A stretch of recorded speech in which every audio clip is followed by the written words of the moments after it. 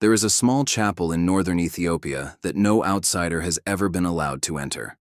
Not tourists, not researchers, not heads of state, not even the patriarch of the Ethiopian Orthodox Church himself. One man lives inside it, alone, never permitted to leave its grounds, serving until he dies and is replaced by another guardian chosen to spend the rest of his life in the same way. The Ethiopian Orthodox Church says that inside that chapel is the original Ark of the Covenant. The gold-covered wooden chest described in the book of Exodus that God commanded Moses to build to contain the stone tablets of the Ten Commandments. The most sacred object in the Abrahamic tradition, missing from history for 2,600 years. And the Ethiopian claim to have it is not a recent one. It is not a legend that emerged in the medieval period, or a story that developed over time.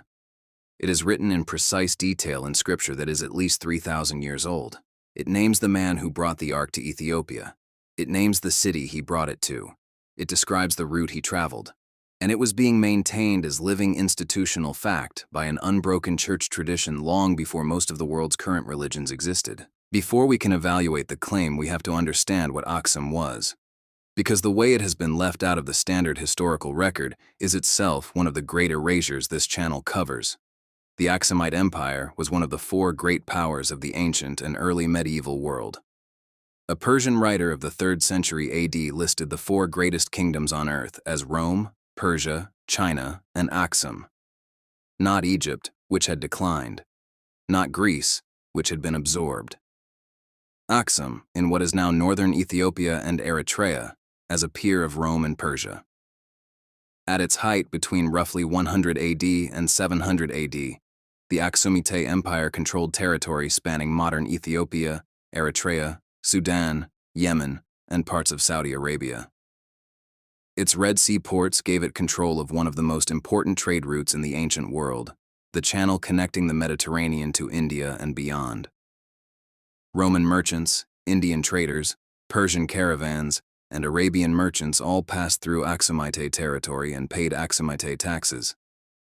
The empire minted its own gold, silver, and bronze coins, one of only a handful of ancient states with that capability, and those coins have been found as far away as India and Scandinavia. It was one of the first states in the world to adopt Christianity as an official religion, doing so in the 4th century AD, decades before Rome made the same decision. And it built monuments that medieval Europeans, encountering them centuries after the empire's decline, flatly refused to believe had been made by Africans. They invented stories about giants and supernatural builders, rather than accept the obvious truth. The Kebra Nagast, which means glory of kings in the ancient Ge'ez language, is Ethiopia's sacred national epic and one of the most significant religious texts in African history.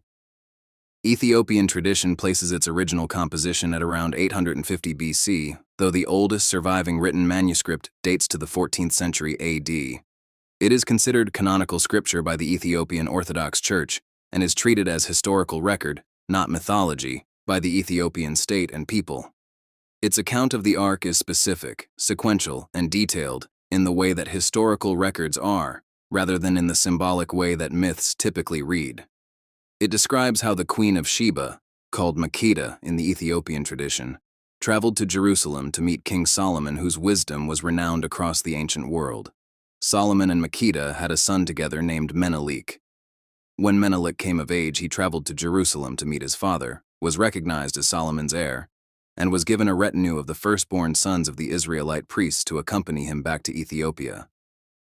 Those young men, unwilling to leave Jerusalem without the ark, took it. The Kebra Nagast describes them replacing it with a replica so perfect that the substitution was not discovered until Menelik's party was already gone.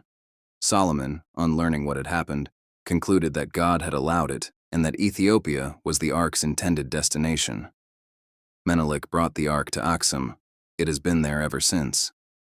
The text is not vague about this. It is not allegorical. It presents itself as a record of events that actually happened in a specific place at a specific time, involving specific named individuals. What archaeology has confirmed about Aksum gives the Kebra Nagast's claims considerably more credibility than they are usually granted in Western academic discussion.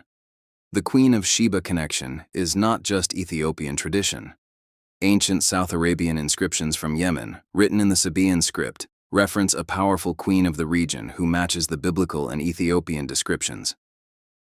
The Sabaean kingdom of which she was likely ruler had direct connections to northern Ethiopia across the Red Sea, and the cultural and linguistic links between ancient South Arabia and the Aksumite region are well documented in the archaeological record. The timeline fits. The period described in the Kebra Nagast, approximately 950 BC, corresponds with a period when Aksum was already a significant regional power, with the organizational capacity to receive and protect a major sacred object. Archaeological dating of the earliest occupation levels at Aksum confirms settlement and monumental activity going back well before this period. The obelisks themselves tell a story.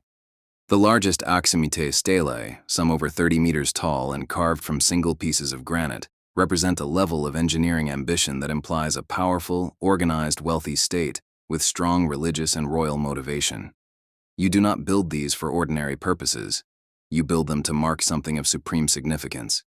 And at the center of the entire Aksum archaeological complex, surrounded by the ancient obelisk field, the royal palace ruins, and the ancient church buildings, sits the chapel of the tablet. Small, unassuming, sealed, exactly where the Kebra Nagast says the ark was brought.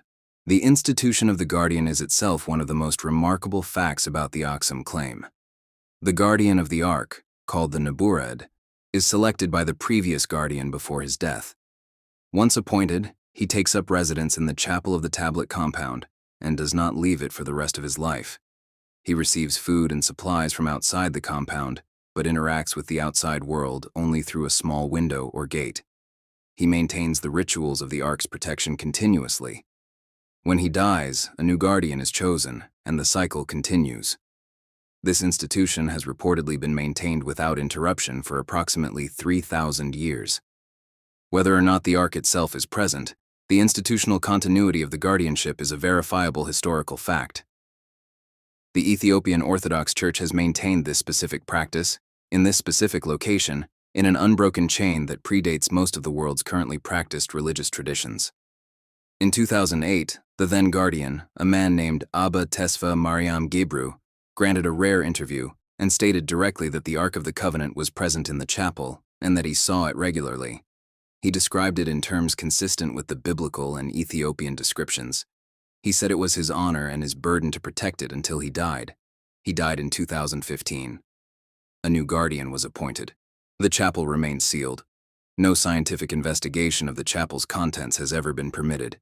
The Ethiopian Church's position is that the sacred nature of the object makes scientific examination inappropriate and unnecessary. The claim stands on faith and on 3,000 years of unbroken institutional maintenance. Here is the honest position that archaeology and history can take on the Aksum claim. What can be confirmed? The Aksumite Empire was real and was one of the great powers of the ancient world. The Queen of Sheba was almost certainly a historical figure with strong connections to the region. The Kebra Nagast is an ancient text making specific historical claims, not vague mythological ones. The guardianship institution is real and has genuine historical continuity. The chapel exists and is sealed. No investigation has disproved the claim. What cannot be confirmed? Whether the object inside the chapel is the original ark, a replica, a different sacred object, or nothing at all. No independent verification has ever been possible. What makes the Aksum claim different from most relic claims is its institutional seriousness. This is not a medieval church displaying a splinter of the true cross for pilgrims. This is a nation's founding scripture, a 3,000-year-old guardianship institution, and a sealed chapel that an entire civilization has organized itself around protecting, maintained with complete consistency through the rise and fall of empires, through colonialism, through revolution, through everything the last 3,000 years have thrown at the Horn of Africa. The Ethiopian Orthodox Church is not claiming to have found the ark. They are claiming to have always had it, to have never lost track of it, to have protected it continuously since the day Menelik brought it home. Whether that is true is a question that may never be answerable by archaeology alone. But the city that has been protecting that claim for 3,000 years is one of the most extraordinary places on Earth. And history forgot to tell you it existed. Tell me in the comments, do you think these civilizations were erased by accident or on purpose?